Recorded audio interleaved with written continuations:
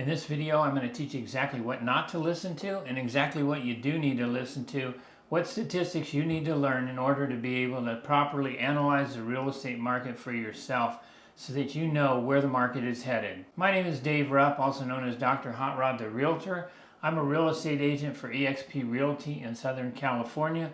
All my contact information is in the description below. So let's start with what not to look at. Don't look at Zillow, Rocket Homes, HomeBot, Realtor.com, sites like that. One, they don't have good current information. I just did a search August 1st for information on Victorville, California. The statistics that most of them had were for June. This is the information age, people. Why can't we get current information? That's a problem for me. Two, they don't have pending information at all. Pending information is statistics of what houses are selling right now. They're in the process of selling. They're in escrow. There's an accepted offer. They're no longer available for you to buy them. Somebody else has already done that, but the deal hasn't closed. The reason this is relevant and important is because pending information is the most current buyer activity information that we have out there. Solds is history. Pending is right now. Pending sales are future predictors of solds. Every sold house was a pending a month and a half ago, however long the escrow was. So we have, with pending sales information, a month or a month and a half's advance notice of sales. All right, so another thing we can do with this information is use it for pricing purposes.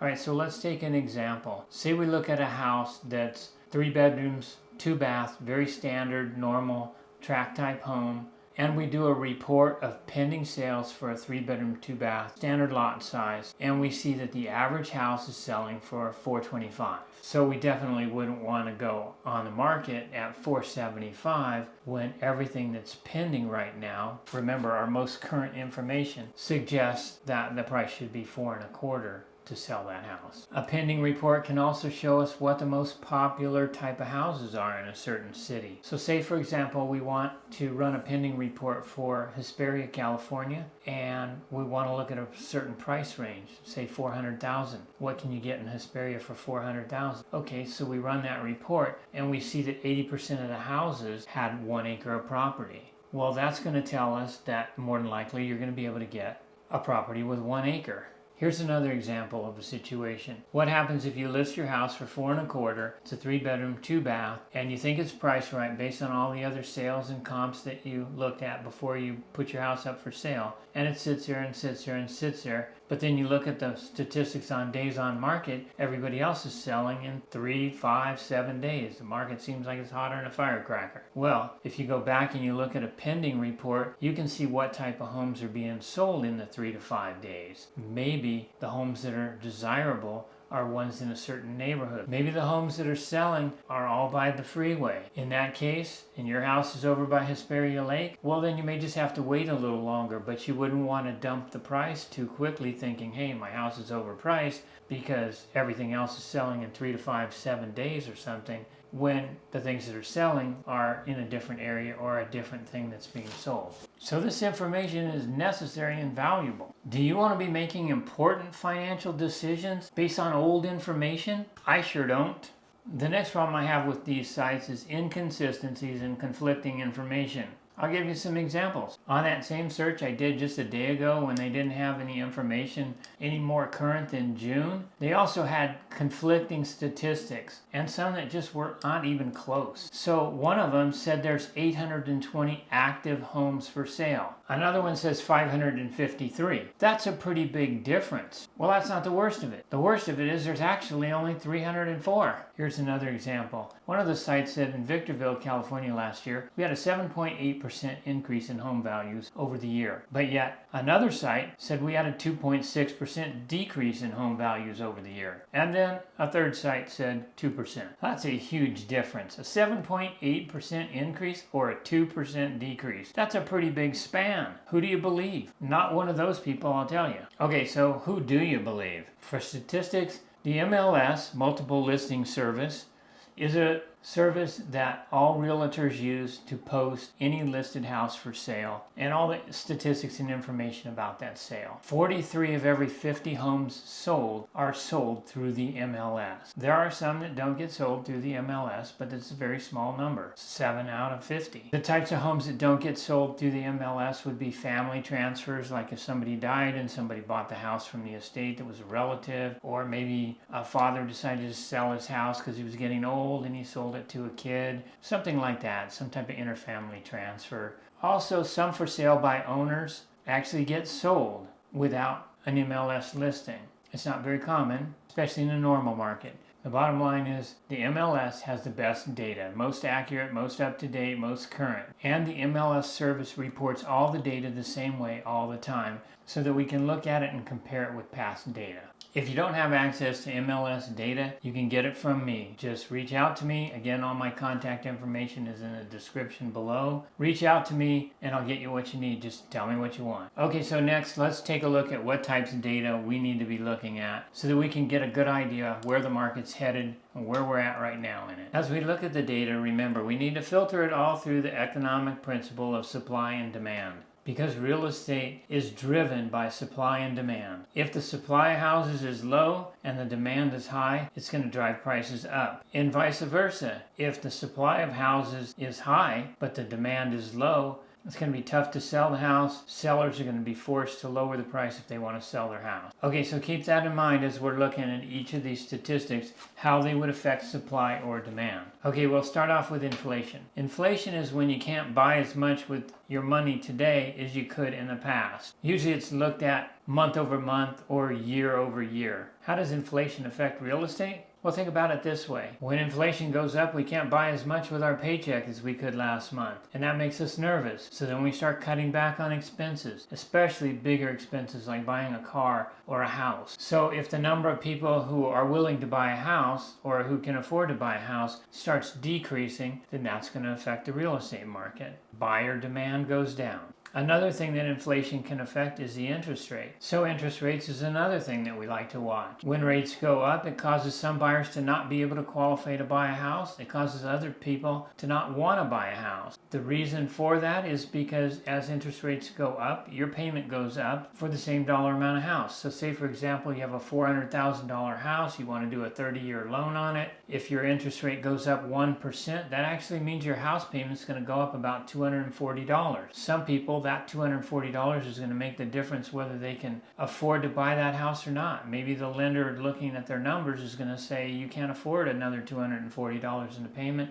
That puts them out of the game. They can't even buy. Now there's less buyers. For others, maybe they don't get disqualified, but they just don't want to pay it. The payment goes up and they're just like, forget it. It's not worth it. We'll stay where we're at. Again, same thing happens. Buyers decrease. So that's going to slow down the market. Inventory is another thing that we watch. Inventory is the number of houses that are available for sale. The number of houses that are available for sale is going to fluctuate. If it goes up, then it gives the buyer more choices. If it goes down, the buyer has less choices. So as that changes, it has a tendency to cause the market to either heat up or cool off. Okay, so as for inventory, along with a lot of these other things, we don't look at these just solely one at a time. You have to look at these all combined because they tell a picture when you put them all together, but they don't necessarily tell you anything when you look at just one of them. Inventory is definitely one of those situations. You have to look at the other things at the same time. Another one is days on market. What days on market is, it's actually how many days does it take for a seller to accept an offer after the house was listed. There will be an average number of days on market for every market area, and you compare that number with what's normal for that area, and that will indicate whether the market is heating up or cooling down. So watching days on market numbers, seeing them decrease, means the market's getting hotter. It means buyers are having less choices, prices are going to go up, buyers are going to have to compete in other ways for a house. Maybe they have to waive contingencies or use seller services or things like that to sweeten their offer. Another one is total sales and new listings. That's another thing to watch with both of these things together, because you have new listings coming on the market all the time, and then you have houses selling and going off the market. So I like to watch both of those just to see if any trends are developing, like you've got a bunch of houses coming on the market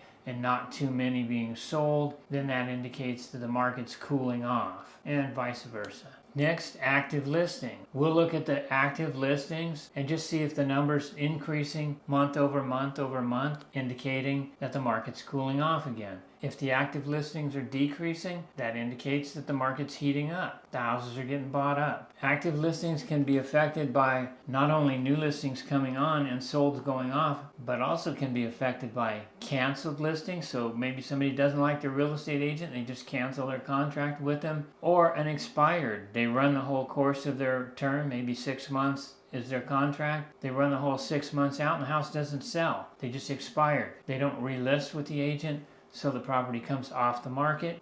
That's going to affect the number of actives. Okay, next let's look at percent of original list price. The reason this is important is it shows us what houses are selling for compared to what they originally were asking for the price of the house. So why is that important? Well, if prices are progressively selling for less and less and less as a percentage of what the original ask price was, then that's an indicator that the market's cooling off. And the opposite is true. If the house prices are selling for 100%, 101%, and they're climbing each month, they're getting higher and higher and higher as far as a percentage goes, it shows us that there's a trend that the market is heating up. Another way this is valuable is when we're looking at the current data of pendings, pendings don't have a price that they were sold for published until after the sale is closed escrow. So when you're looking at pendings, all you can really see is the dollar amount the house was offered for at the time someone made an offer. You don't have a clue whether they offered $25,000 less and the seller accepted it, and that's what it's going to sell for. All you know is it was for sale for X amount of money. So where percent of original list price comes in to be helpful is we take this percentage and we apply it toward the original list price of the house that's pending, and then we can come up with a probable sale price for that house. All right, so next up we have absorption rate. Absorption rate is generally expressed as a percentage, and what that percentage will tell us is if no additional houses come on the market for sale, how long will it take to sell all the houses that are currently available to sell? Okay, how this helps us, we watch the percentage numbers. If they're increasing, that indicates that we're pushing towards a seller's market. If the numbers are decreasing, it means we're pushing toward a buyer's market. If the numbers are 17% and lower, that's a pretty solid buyer's market. If the numbers are 30% or better, that's pretty much a seller's market. Anything in between the two numbers is what we call a neutral market. We're watching the percentage for change to see where the market is headed. The actual formula for determining absorption rate is you take the number of homes sold during a certain period and you divide it by the number of homes that were available for sale during the same period. And that'll give you a decimal that you can convert to a percentage. Normally this is done month to month. Okay, let's take an example. Pick any city. 1,000 homes were sold during the month in that city, and there were 4,000 homes for sale in that city in the same month. You would divide 4,000 into 1,000 and you're going to get 0.25, so that's 25%. So that's going to be a 25% absorption rate. Okay, so there you have it. These are the market indicators that I'm watching to see if the market is staying the same or if it's going up or if it's heading down. And now, knowing what you know, you won't be easily bamboozled by somebody giving you fake information or fake statistics. You'll be able to look at the numbers yourself, figure out whether the market's heading up or heading down. And remember, if you need access to the MLS data, just reach out to me. All my contact information is below in the description, and I'll help you with whatever information you need.